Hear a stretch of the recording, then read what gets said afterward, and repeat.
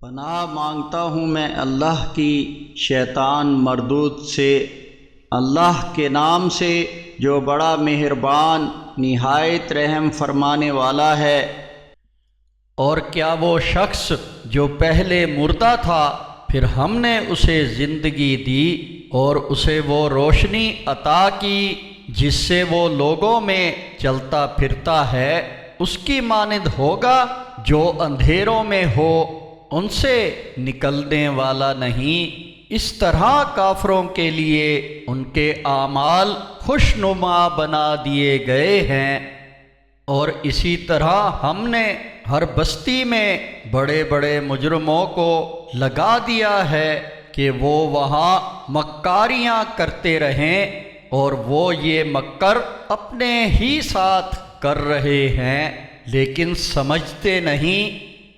جب بھی کوئی نشانی ان کے پاس آتی ہے تو کہتے ہیں کہ ہم ہرگز ایمان نہیں لائیں گے جب تک کہ ہمیں بھی وہی رسالت نہ مل جائے جو کہ اللہ کے رسولوں کو دی گئی۔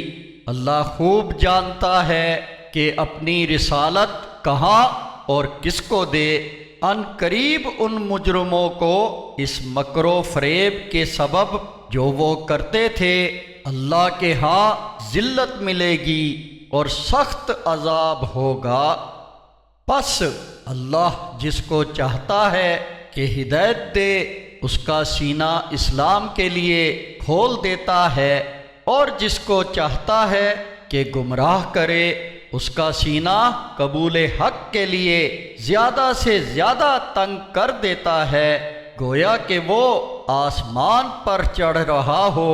جو لوگ ایمان نہیں لاتے ان پر اللہ اسی طرح ناپاکی کو مسلط کر دیتا ہے، اور یہی تمہارے رب کا سیدھا راستہ ہے۔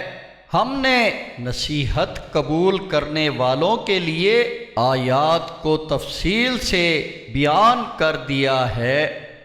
ان کے لیے ان کے رب کے پاس سلامتی کا گھر ہے، اور وہ ان کے اعمال کے سبب ان کا سرپرست ہے۔